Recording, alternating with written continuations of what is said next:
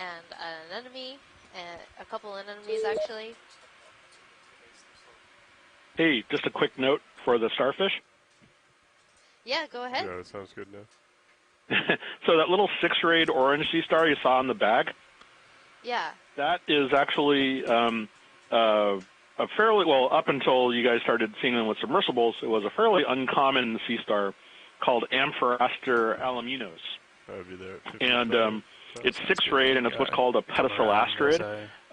These are sea stars that are considered kind of basal in the forcipulates in the group that they belong to, and so they're sort of considered, though they're related to like the Asterius you would find in the intertidal, but they're mostly deep sea things, and they're thought to be kind of more closely related to sort of more to non-Asterius-like sea stars. And there was always, a scene one is always worth pointing out, so I'm doing that.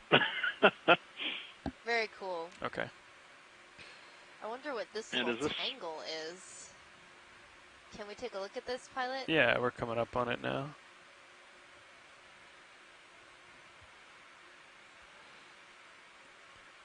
Okay, come on in, video.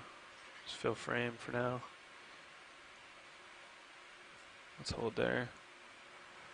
Looks like a line. Oh. Synthetic line.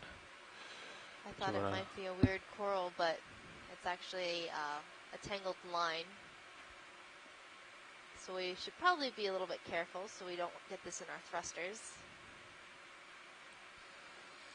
Yeah, and fishing line especially, this looks like that packing. Some sort of synthetic line is just incredibly persistent in the environment and tangles and has a large number of well-documented adverse effects on the environment. There's no ophiuroid though.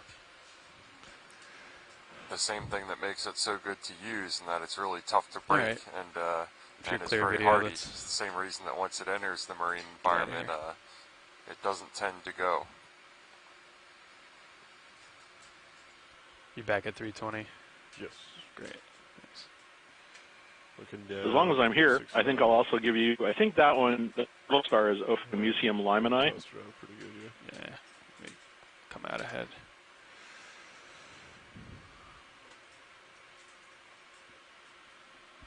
The the current name for that is Ophiomusa limani, by the way. Okay. Push out. Great. Okay, I'll go. I'll talk to you later. Bye. All right, bye. Thank you for the invaluable IDing help, Chris. That's great. See all these circles in Sirius view? You kind of see them down there as well as you fly over them. Yeah, so as we continue our transverse across the flat section of the steppe, the general top of the stair, it's relatively uniform, fine-grained sediment blanketing this area. It should be noted that, generally speaking, in these regions of hemipelagic sedimentation, these sedimentation rates are extremely slow. They tend to get measured on the orders of centimeters per 1,000 years to give an idea of the sense of scale for how long it takes even 1 centimeter of sediment to pile up here. And it's a shame, it kind of gives us a first-order estimate of how long ago it would have happened that the landslide or the turbidity current happened that excavated these stairs, and that there's enough time has elapsed, so at least on the order of maybe 1,000 years at least that this happened for that mantle of sediment to pile up here and make what was probably a pretty interesting seafloor in terms of rugosity, in terms of rubble and debris that we've seen poking out here and there, be entirely mantled in that fine-grained sediment. Well, it was moving.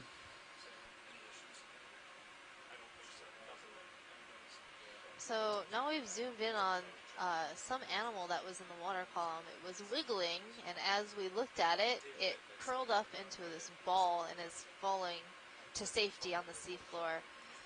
It might be some type of worm. That's my guess. Without being able to see it extended out, it's hard to tell what it was.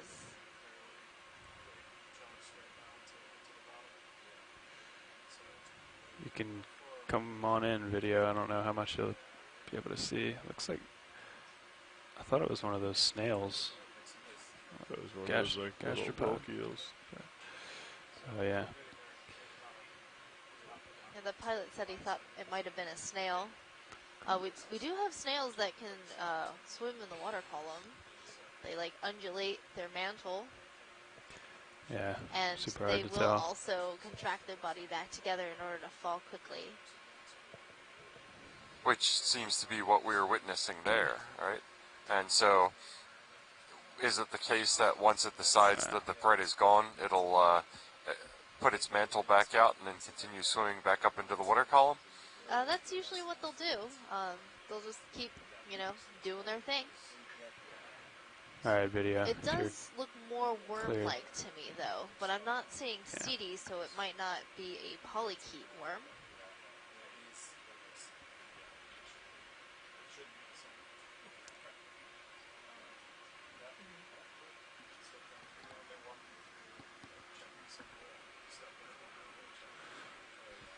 So in that last shot, you could see just briefly where the RV touched bottom even lightly a second ago just to stabilize itself, and you could see how it really flattened that sediment down like a pancake, and that kind of gives an idea of this sediment as it's falling at extremely slow rates. It's very fluffy and fine-grained stuff, marine detritus, fine-grained sediment, parts of organisms, and so any sort of weight on that dramatically reduces the porosity or the amount of just void space or nothing or water between the grains of sediment and packs it down really quickly. So that's kind of a hallmark of low sedimentation rates is very fluffy sediment that if you poke your finger into it, you don't encounter much resistance. It's not consolidated at all unless it gets manually consolidated by something falling on top of it.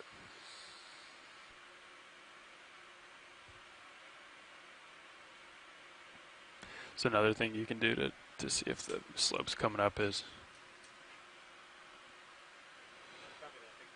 I've also been seeing a number of these since this is the lower frequency, we expect that to go out a little farther, or at least get returns back from a little farther out. So you could range this out to 50, check a few scans, and then bring it back into 30. Which is what the previous surveys of this area showed, that it was mostly dominated by soft coral sea pens and anemones and other sediment-dwelling animals. Yeah, it doesn't look like but we still too much have of a slope, bit of distance to go I mean, before we start hitting higher slope, slopes. but it's not like the wall we saw yesterday. It's going to take us a little bit longer to make these moves just because of the depth that we're at today. Okay. Yeah, I'd get another I've learned one thing today. It's that it's hard to walk your dog from a helicopter. Yeah. That's very true. Is that a fish or a rock out there? Copy. It's a big fish. I was going to say, relatively large. Looks pretty flat, though, right?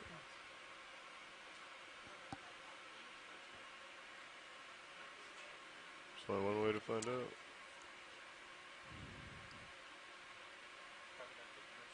Or that's a nice showy shrimp going across our screen in the corner. Object. Shrimps are the photobombers of the deep. I think what we're seeing is another piece of trash, something human origin. Pretty degraded to the point that we really can't tell what it is, but when you tend to see angular shapes like that, they're too sharp generally to be formed natural processes. The color also sort of gave it away as something that wasn't natural. It didn't seem to fit in so the Nav, you can environment that we're seeing here. Probably now is a good time to give the watch leads an update too. Just say like we're getting close to the base of the wall or something. We expect a little bit more slope. All right, so our pilots just let us know that we are approaching the base of the slope, so we should start seeing some topography soon. This is the Eponus step of the Verrill Steps formation that we're getting towards. So hopefully with more rugosity we start to see a little bit more critters. Was that one of those crinoids of there? the variety that we love observing. Sure.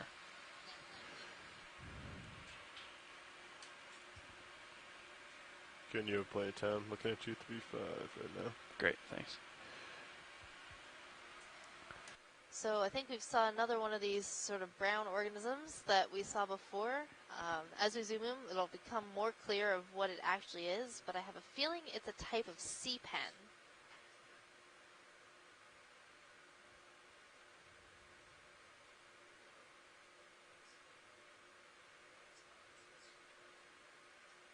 It might also be a black coral. So as we zoom in, we're going to look at the polyps and see what they look like.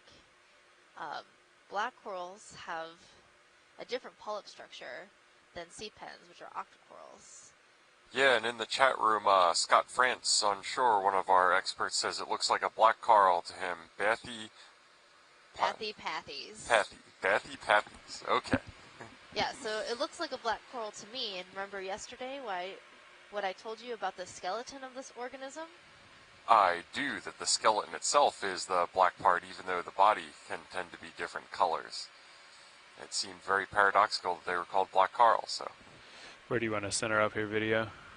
Yeah, so at the top of this organism, some of the branches are barren and are being inhabited by some little crustaceans called amphipods. Okay. And you can see the black color of the skeleton, even though the tissue is a bright yellow. Doesn't plume up. It's nice.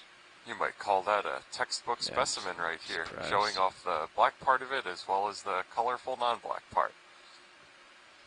And some people might be familiar with black corals because in Hawaii it is a state gem, even though it's not a actual stone. And there are some people who use it to make jewelry.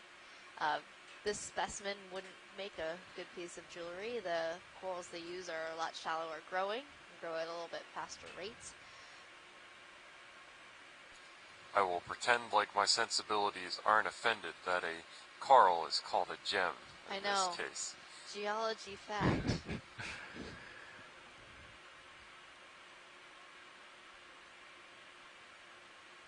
Another interesting thing about black corals, they're in the order Antipatharia, which means against disease. People thought that the skeleton of this organism had medicinal properties, and so all of the names end with the pathies. That is a bit of interesting trivia. It's always interesting to hear the story behind a name when we are assigning the names. Laser's coming off. You ready, video? Coming off. And then at the base of this coral is another one of those brittle scars that Chris Ma was telling us about. There we go. And our expedition coordinator, Daniel Wagner, says it looks like there's a polynoid worm along the middle part of this coral as well. Laser's off. That's a good observation. These polychaete or polynoid worms tend to live on that center axis of the coral. We've seen this association a number of times with bathypathes. Yeah, just another example of how one thing planting a flag in this desert of sediment can create a little oasis of multiple organisms, or, as I now know to call them, associates.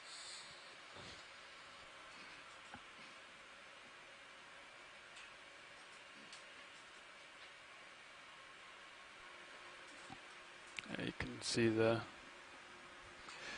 slope in the screen there. And Scott France in our chat room does point out, correctly so, that it's interesting to hear me say that corals should not be associated with geology, as stony corals produce calcium carbonates, one of the major margin-building materials in a lot of parts of the world. So he certainly has me there. But I am correct in that the black coral skeleton is made of protein, and as I've been told, technically correct is the best kind of correct. Sounds good. Yeah, you can see in the Sirius sonar he's got more returns over there, so.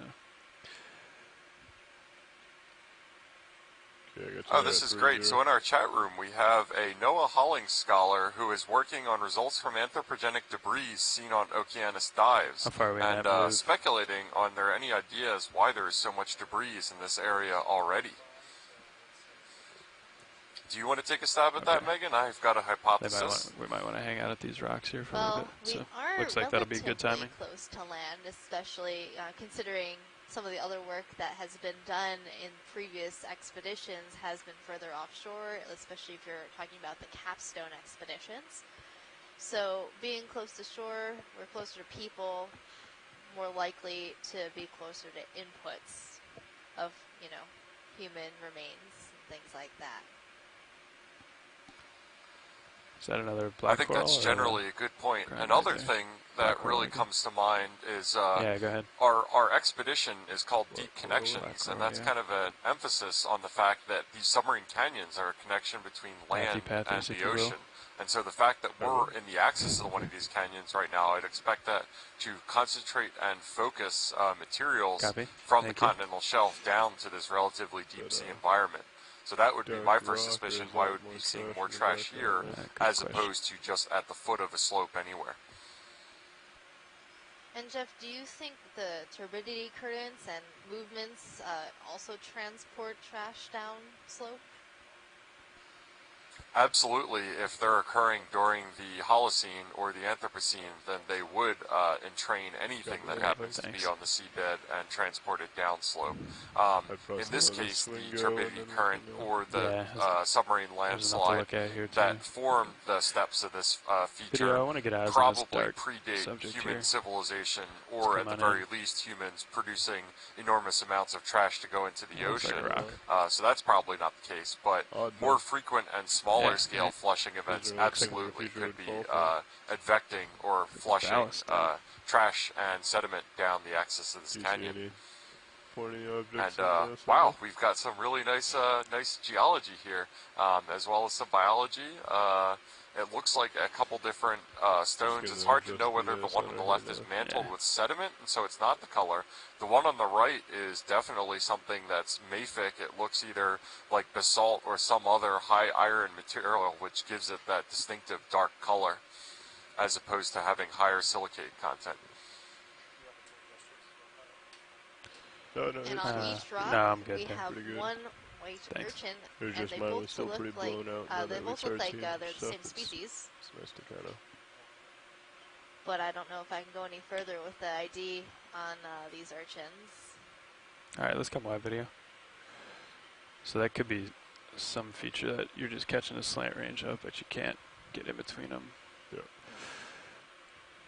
But I think that's you out there, right? And Tim Shank in the chat room also makes a really salient point that the increased activity of shipping and fisheries activities in the canyons.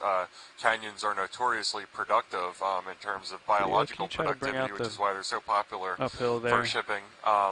Looks like we had some good returns. Could also contribute to the amount of trash we're seeing there. So in that case, it could be vessels directly throwing trash overboard or pumping their trash overboard. So instead of being moved from land to this area remotely, it could be directly from the source. Bring your head around and then unfortunately, wherever humans are, we tend to leave evidence of our passage unless we're very deliberately, conscientiously trying not to. Because we don't want to. We want to take a good reading of the slope so we can go up perpendicular. Would you call this a talus field that we're seeing? I would certainly call this a talus field. I think that's good terminology right there. Move. That's one of my geology words. It's probably and it looks like as we're coming up on this toe of the slope, this is a debris field that was probably sourced from the wall, and this would have been secondary to when the steps were actually formed. Secondary failures that occurred in smaller locations, and these would be what we would call, what do we want to look at? as you said, a talus field, or rubble is kind of another word to say it.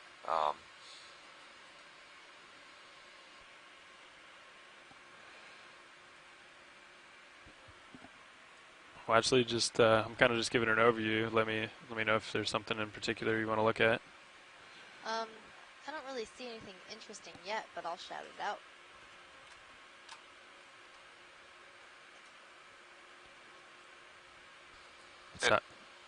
it looks like we do see here in the upper rightish, you can see the kind of sheet-like separation of the rock from the above layer and the below layer. And what that tends to say is that we call that on land or in the submarine environment bedding plane, which is where you get a contact right along the slope, and that could be a location of weakness at which the failure occurs along. And so instead of a large chunk or something like a triangle shape coming off, instead it looks like a sheet. Imagine a shingle of your roof falling off. And a lot of times that occurs at a contact between two really different types of sediment above and below where the failure occurs. For example, very fine sediment below and something like sand, or at least coarser silt above. Is that a crab? Or did... All right.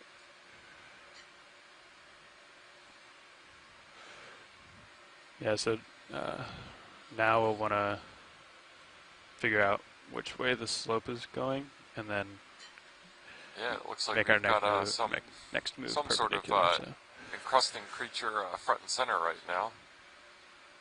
Is this what you were looking at, Emily? So this is a type of coral, a soft coral, also called a mushroom coral. Right. Its official scientific name is Anthomastus, and you often see these animals on hard substrates, so that's why we're seeing it here in this rubble field. These animals can also fully retract their tentacles, and that's when they have their most mushroomy looking shape, because they kind of look like a little mushroom from Super Mario. It's pretty adorable. Pilot, can we get the lasers on for a sense of scale, please? Yes, we'll get the lasers on. So and next to this coral, we're seeing a Munidopsis squat lobster. We're using the sonar more now. So HiPAC gives you a nice overview of what the plan is. However, on a dive like today, generally it's more of just find the steep slope and follow it up. I'm going to center back up video. So in order they to do that, we're along the backside of their carapace D2 and along up, trying to get perpendicular to nose. the steepest local slope. Then we'll follow that up and we'll keep adjusting to stay perpendicular to the local slope. And then from there, we'll make our way as close to waypoint 2 as possible. That is just a really gorgeous illustration of uphill. The surface area that these creatures get through the tentacles upon their tentacles for catching these kind of small organisms that you can almost see in real time going by the tentacles. And I'm sure that's the wrong word, I'm using tentacles. But I'd bring it to around like 2.6 or so. Yeah, so the tentacles maybe a little bit shy, this but we animal can are kind of pinnate, chase it as which we means go. they have those side tentacles, as you were saying. And that's very consistent with all of the octocorals. Octo mean they have 8 tentacles per each polyp. So one way to really identify octocorals from afar is to try to see what their tentacles look like. Are they pinnate, and do they have 8? Yeah. Lasers are currently on. Great. And now we've got our lasers on to get a sense of scale for this coral. And it looks like the specimen is maybe 15 or 20 centimeters wide. Okay, video. I'm going to kill lasers, and then you can zoom out as I lift off here. Thank you, pilot. Sure. Yeah, so I think co-pilot explained it, but usually in a serious view, you can see the slope a little better, and then that way you can, we're really like figuring out the exact immediate local slope instead of the average that the HiPAC has, so we can make a decision. So if you're just joining us, this is Megan. But it looks like you guys have it all figured out, so. And this is Jeff O'Belts from the Naval Research Lab. Get one going if you want. We are currently at a depth of 2,475 meters within the Verrill Steps dive location within Verrill Canyon. This canyon is located off the coast of Canada, and we are doing our expedition called Deep Connections, where we're exploring across the Canadian and American boundaries to try to understand the connections between Canadian waters and U.S. waters. And the features that we're focusing on in this expedition are submarine canyons and seamounts. And we are currently within the axis of a submarine canyon, moving up a series of steps that have about 50 meters in relief between them. We are currently on the slope between two of these steps in the Verrill steps within Verrill Canyon. And we can see that as we've come upon this more debris-strewn environment with a lot more harder substrate, we've seen a corresponding uptick in the biological activity.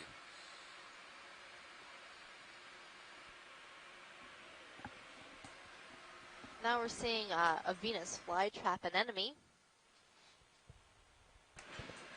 Gonna do a quick pilot change here. Watch these. I think these Venus flytraps might be one of my favorite critters down here, Megan. They're just really cool looking.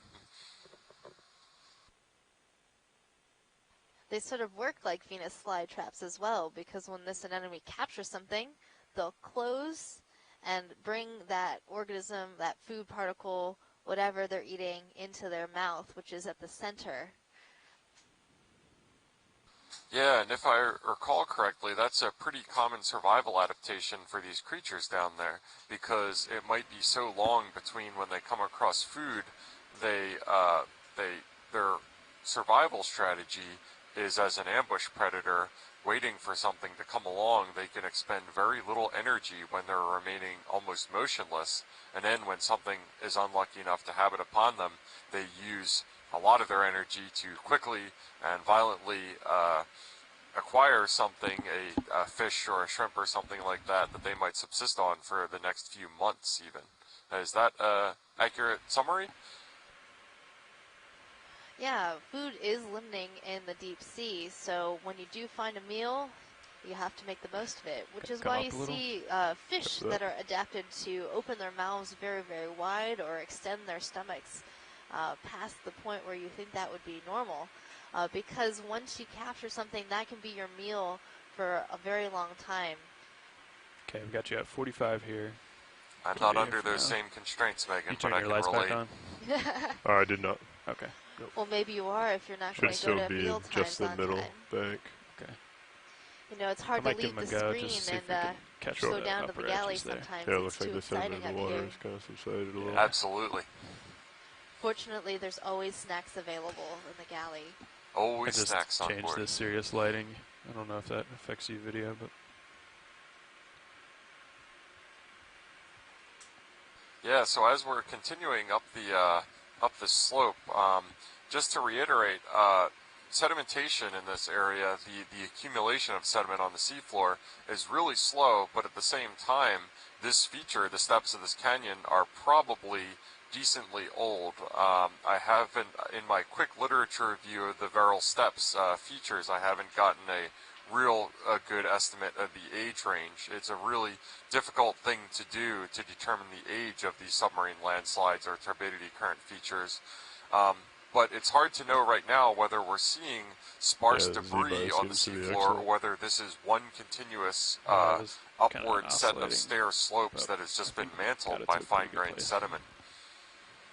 And this is one of the reasons why, when we're doing seafloor mapping on these expeditions, we're not just collecting the multi-beam sonar that gives us a picture of the seafloor itself, we're also collecting chirp data, which gives us a window into the subsurface below the seafloor, so that we can kind of peer through this sediment drape to look at the actual shape of the rocks that were exposed here when these landslides happened.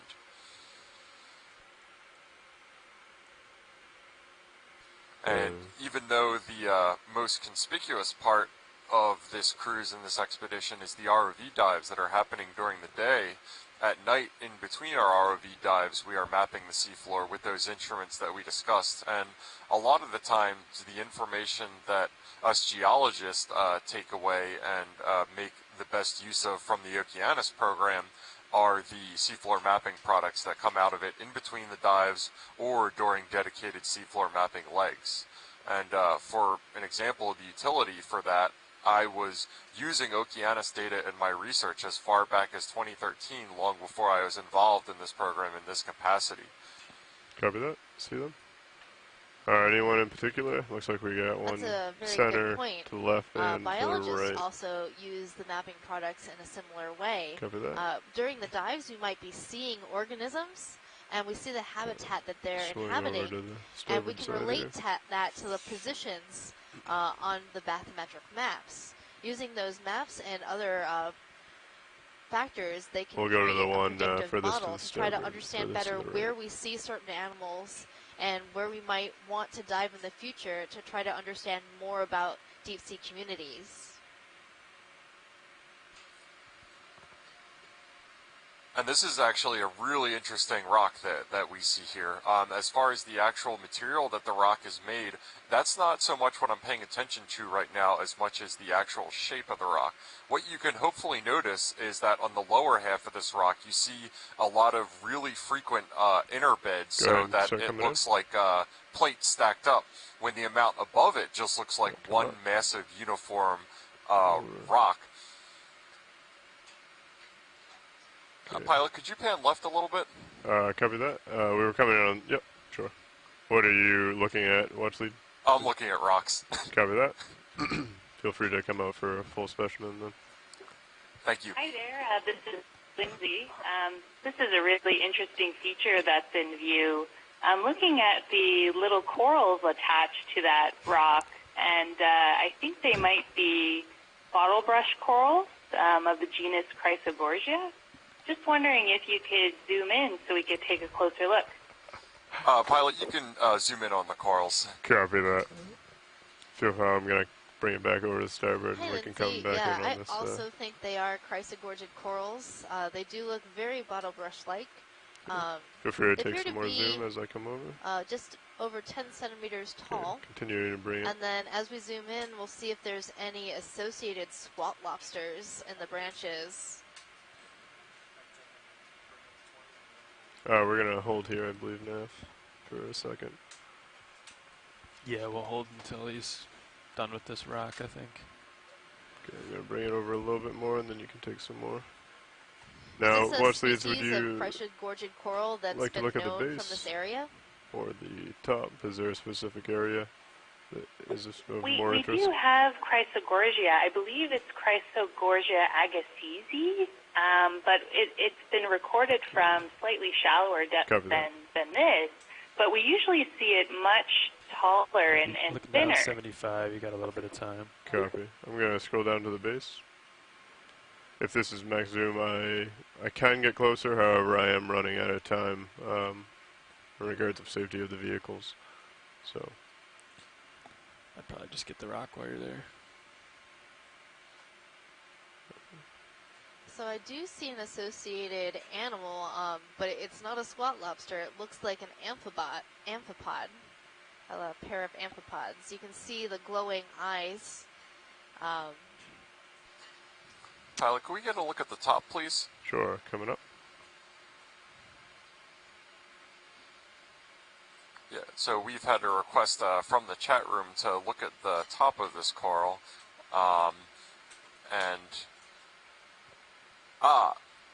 I'm sorry, that was the top of the rock. Copy that. Video if you'd like to come out. Sure. Thank you.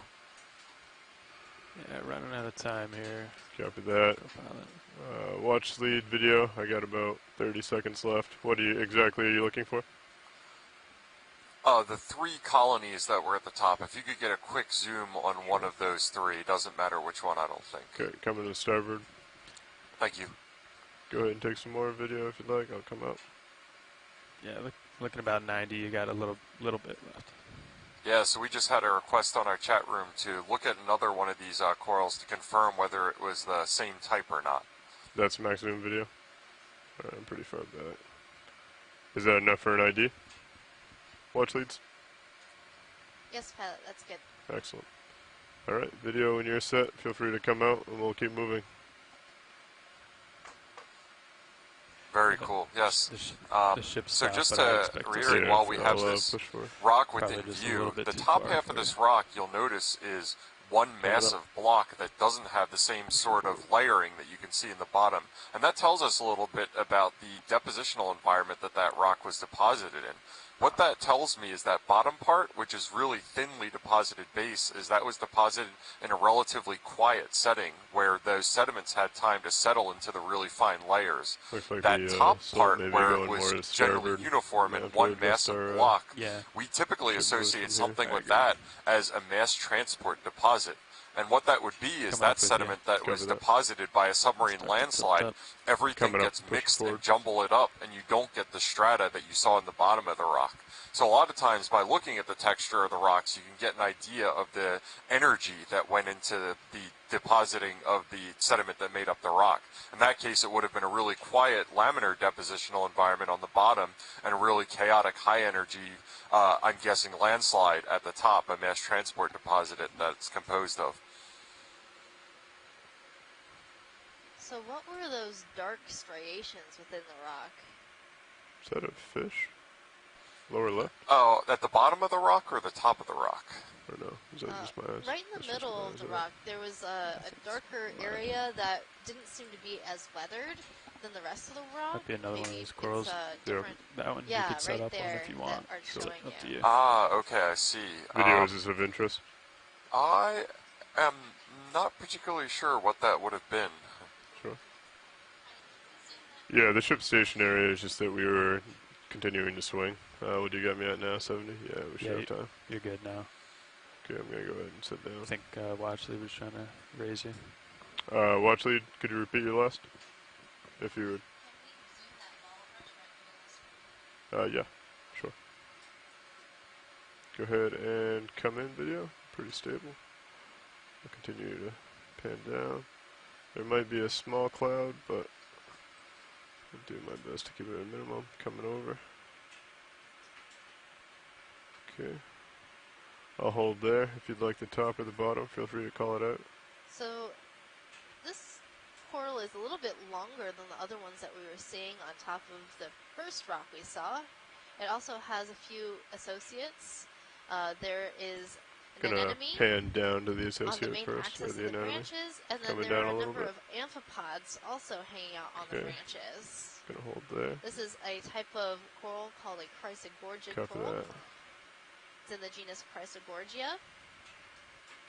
And these corals are commonly known as gold corals. Can you guess why? Was that gold, G-O-A-L, corals? Gold. Gold corals, okay. Or golden corals. I am going to hazard a guess that it is the color of their skeletons? That's right. So without the tissue, the skeleton tends to be a goldish brown color. There's also another coral commonly known as the gold coral that grows in Hawaii. Its name is Kulamanamana haumea. It also has a very gold skeleton. It grows extremely slow rates, and it's a type of zoanthid coral that grows on top of other corals. But it's unique in that it creates its own skeletal matrix in addition to the skeleton it grows on from its host. That's pretty great info, Megan. And so when they first find these specimens and when they first describe them and name them, they're looking at the skeletons, correct? Not the organisms that we're actually seeing in this frame. So that's why the naming is always reliant on the actual skeleton instead of the body itself. And then I'll go ahead. Is that right? Sorry, that was a question. So when you come out, we'll just paint it, and then we can continue on. That could be partially true, because when they did collect these types of specimens back in the day, and they collected them through dredging, the main thing that survives that process is more of the skeleton. So you see the skeleton is very distinct, and so that distinct skeleton is part of what gives it its name. Forward.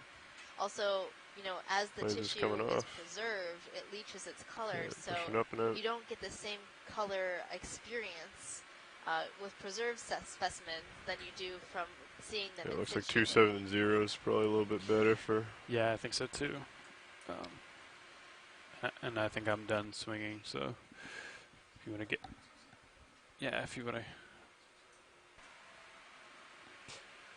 to, So what's interesting to note is that even though we're on kind of similar slopes to what we were looking at some parts of the dive yesterday, and you can illustrate that from looking at the camera feed 2, the Sirius feed, it's generally just a lot more mantled in sediment in this area, even though we're still operating on fairly steep slopes. And part of the reason could be is that there is higher or less current activity in this area, or potentially sediment flows going downslope. And so these slopes are rinsed of sediment less often than the ones in the gully protected area that we were looking at yesterday. Oh, goosefish, look, it's one of my favorite organisms. Favorite organisms? Oh, I got to hear about this.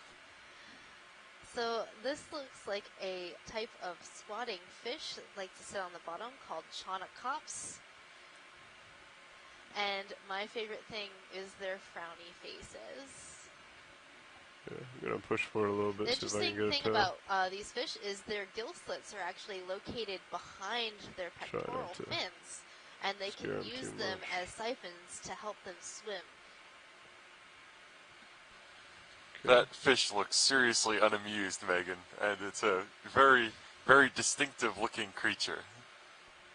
It is very distinct and just so cute in a very round, feel pretty stable sort of there if you want to come in. Hey, pilot, can we get lasers on that, please? Sure. Lasers are on. Coming down on the camera. And over to starboard. It's up to you. There we go. Now we've got lasers on this so we can get an idea of the scale. So it looks like this fish is only on the order of maybe 5 centimeters wide or something like that. Copy. This is a very tiny fish. I'm going to come up on and the rotator a bit. And this fish is actually in the anglerfish family. So you see between its eyes, there's this little white puff Go ahead ball. and take more if you'd like. That's part of its lure, and it can actually move that lure back and forth to try to attract the attention of a food item. Now, Megan, I'll tell you something else that's really distinctive is just the absolute lack of motion of this fish. How does its lifestyle go about and relate to that? Like. So you'll notice that its fins are modified to act as legs, so it perches on the bottom. Okay, I'm going to follow him up. There you can see. Following him up. And now you can see those come over gill slits a little bit behind the fins. But their general strategy is to sit on the bottom, be very, very still, and wait for something to pass by. I'm going to follow him up. And then they're ambush predators, which means that Video, are you looking for a chase? Move and capture Copy their that. Chase away. Megan, it stands to reason that one of your favorite fish is also your most well-trained fish. Oh, this little angler went out there. Lure. You're looking good. Copy. Yeah, if you can just keep an eye on me as I chase him around, co-pilot. Gonna come down the rotator. It's really got kind of a strut to its swim, doesn't it? Yeah, it kind of does. Come on, sweetheart. Come over for... they're not really, the best of swimmers because they're so used to sitting on the bottom. That's what they're made to do. And swimming is what they do to go from place to place. Looks like there's going to be a cloud coming in here pretty soon. That might want to feed on Video, them. just a heads up. Or, get away from us. Running out of rotate, you can lateral though. And then lateral and keep him. Yeah. And you can really get a look at that adaptation on its underside for those protrusions to perch on. It just looks almost more optimized for squatting than it does for swimming. Yeah, we can try. That's exactly what it is. Gonna lateral to try and stay with it. Those fins are definitely modified to be little legs or little feet that they can perch up off the bottom to wait for their prey. Gonna follow him down with the camera. So now that this little fish has gotten a little tired, you'll probably notice that it's gonna make its way back down to the bottom and perch.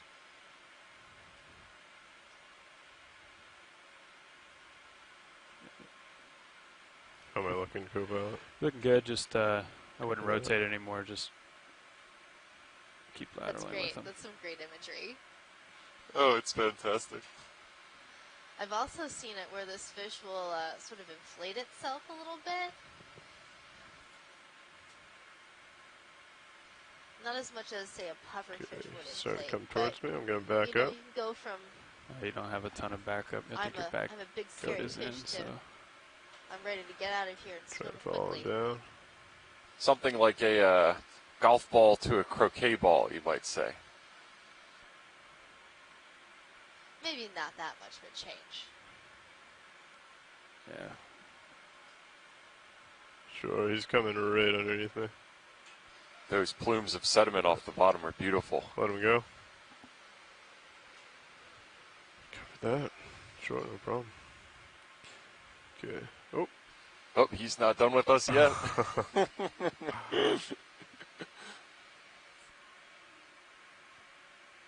Yeah. We got to go anyway. Yep, copy that. Oh. And we have one more fish to add to the bunch. Another Coryphonodes. I'm going to line back up. I'm going to let him get out of my front. And we got to... Yeah, I got visual behind that cloud. Yeah, so why don't you come up as you come back over to 270. Fish on a dead fish to bait a trap. Basically, yeah, he's below me now. Camera trap. I'm gonna pull over so and push the forward. camera would be on this thing, and we Line would back leave up it down with for you as a well. little while, capture some imagery of the bottom. The fish that you most likely see coming to those types of baited cameras are those Coryphonodes rat tail fishes.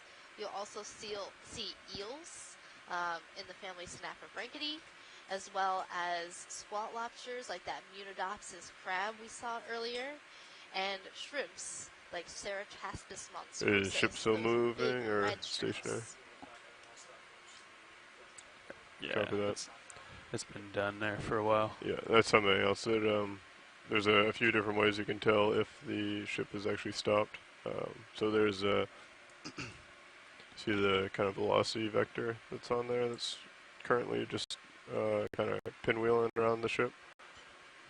This one is active, yeah. Sorry, on the high pack.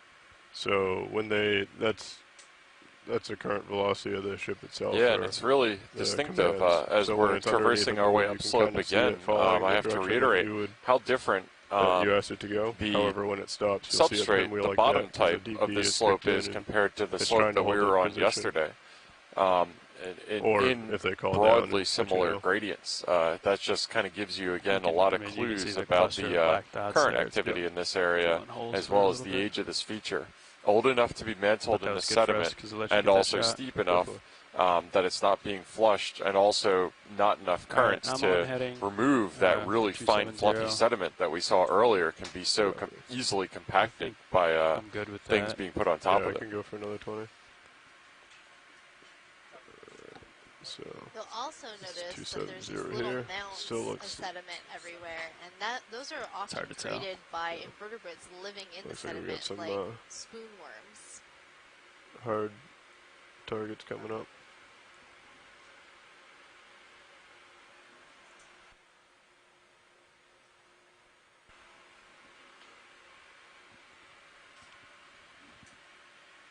Yeah, it looks like we're seeing something up here on our approach. More rubble, and I'm not sure what else. Hopefully not more trash.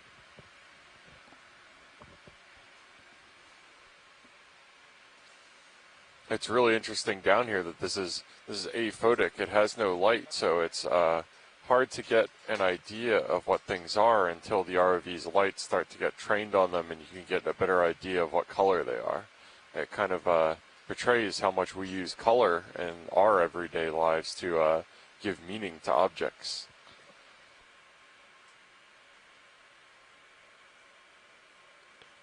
And again, watch Lead's video. If there's anything of note that jumps out at you, feel free to point it out. Let me know.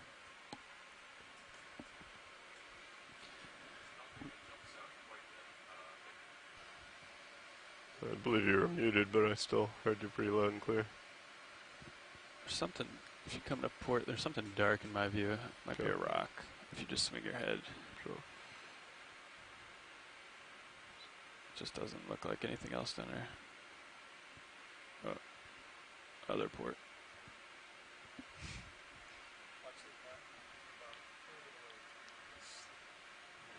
It's just like, yeah, I think sort of an outline, yeah. Time left in the dive.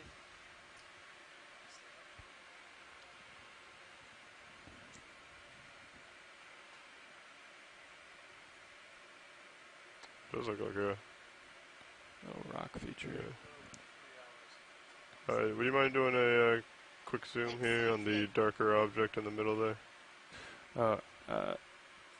Nav, just double check that the recovery time is on the spreadsheet. Just make sure it's... It appears to be the case from here. Among the other rocks that you can see in this shot, the distinction that we can make here is that there are a couple of those mafic higher iron content is what gives it that darker color typically, among other siliciclastic rocks which have higher silicate content that don't give it that kind of distinctive coloration. Excellent. If you want to come back, full zoom, full wide. Thank you. All right, we will continue so we're going to continue traversing upslope here, I believe, after taking a look around. That look to the side kind of gave an idea a little bit of how steep these slopes are in this area. That was not as steep on the order as the steepest ones that we were looking at yesterday, but we're still at the stair step, the vertical, quote-unquote, part of this dive where we're not in between on the flat steps where we landed. Copy. We'll continue up. Pushing forward.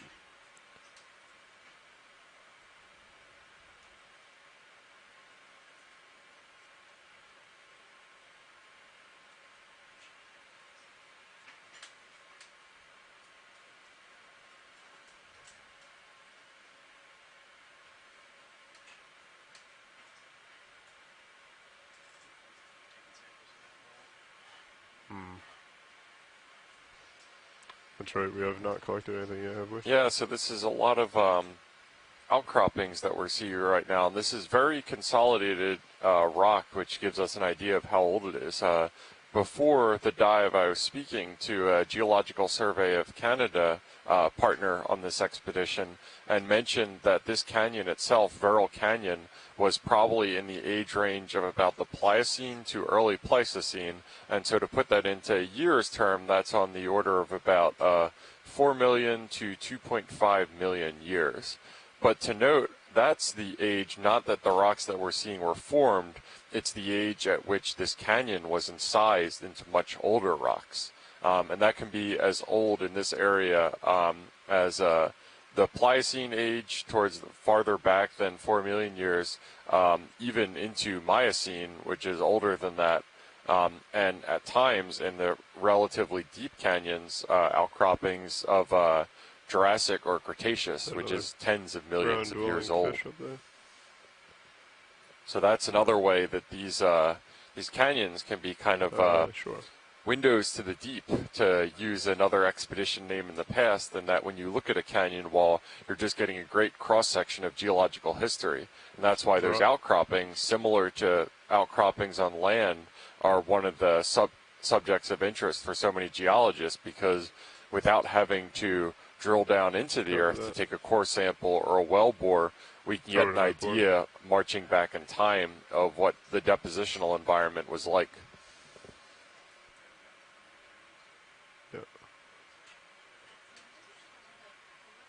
We'll start up there and then we can lateral over. There's a lot of collectible-sized rocks around here. Would collecting a sample here be of any use to geologists? You know, representing the field of geology, I think I'm obligated to say that no rock collection would not go to any purpose. One of the issues that we do have, and I'm glad you brought this up, in collecting samples and try to put them into context in areas that are failure prone, that have these submarine landslides, that have these turbidity currents, is that they're really destructive events. Not only are these events sourced from the material that they originally failed from, which in the case of turbidity currents could be hundreds of kilometers upslope further towards land, but as these events occur, as these turbidity currents move downslope at pretty rapid speeds, they pick up, they burrow down into the seafloor, pick up sediment from the seafloor, and everything gets completely mixed together. So generally speaking, when geologists collect field samples, they want to use that sample to get some information about the conditions that it was formed during that rock was. Is that the whole idea is that the Earth is the storybook recording the history that's happened if you know how to interpret it. The problem with this, in this case, is it would be like taking a book, cutting out all the pages, tossing them up in the air, piling them together, shuffling them, and then putting them back into the book and trying to read it. You're probably not going to have too much luck doing it. So while I would say that there's probably no reason to collect samples here, it would be hard to gain any sort of environmental context from doing so. That makes a lot of sense. So if we were to collect a sample, it would be best to find something that was in place and be able to break it off? Absolutely, exactly. So a lot of times, one of the ways that geologists tell the age of these submarine landslide events is at one of these stair steps, they will take a core sample and drill down to the point that they're getting below this mantle of sediment that it was deposited since the failure into the pre-failure deposit. Then what they can do is date the sediment or the rock that is right at the interface of stuff that has been deposited since the failure and before the failure and get a conservative minimum age for when the failure happened. You want to come in on this little dark object here in the front? Yeah, and it looks like we've got a little bit of biology action here, so we're gonna pan in and get some look at this. Is this urchin of interest, or? Yeah, let's get a good look at this. Okay, feel free to come out and I'll set up for it.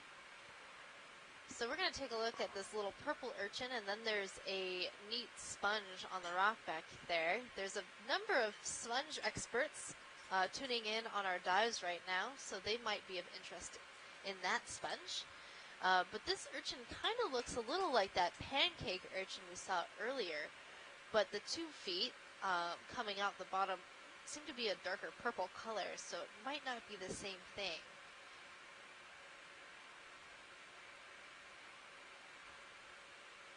And then swimming by is one of those moored fishes. I believe the common name is codling. It was also really striking as when we were panning by, I noticed one of those brittle stars, or those sea stars, moving at a pretty rapid rate. That was notable, and kind of going back to what you said, that these echinoderms can make tracks when they need to. Yeah, take as much zoom as you like. I'm pretty stable here. Hi, do I hear Chris Ma? You do. So since the last time I spoke to you, I did some homework on the urchins that we've been seeing. And although it's so this one, I believe, is something called hygrosoma, and it at first does look like tromosoma, but I guess this is certainly one of the species that they collect. Hygrosoma is one of the ones that they collect in this area. At least that's what our records indicate. The white sea urchin that you've been seeing is something called Echinus. I think they changed some of them to Grail Echinus. I have to double check that, but I know for a long time it was known as Echinus acutus, I think. Oh wow, yeah. That is. Coming over a little. Check out those weird walking legs, though. Yeah, the walking legs are really inflated. It seems like they have a extra layer of tissue. I don't know. Okay, I'm going to have to go back and homework this. But that's really weird because the one that we saw earlier, I think, looked see some of the like what I have an image for hygrosoma with the specific little gotta hold there as it walks up. Horseshoe, horse or little boots on the spines. But this is neat. This is something I haven't seen before. Wow, that's really cool. Yeah, it looks like completely different. Well, yeah, the legs are really thick and short, and they don't have those little hooks. Yeah, I mean, I'm pretty sure this is an echinotheriid-ish-like thing. I mean, there are the Echinotheridae is like a discrete family, but there are a couple of other sort of sister group type things. They're slightly different. Belong to a larger group called the Echinotheroidea. So this might be something a little off.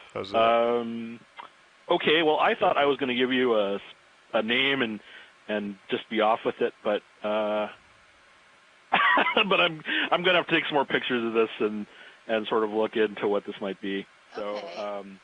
Do you see these? But that little is the nature structures? of exploration. There's like these interesting, like little flower-looking structures coming off this urchin. Do you know what those are? Got more lights too, if you want it. You're baiting me. Yeah. So right around the edge, as you pointed out, there are little sort of bird beak-like structures, and they're kind of sort of a light tan.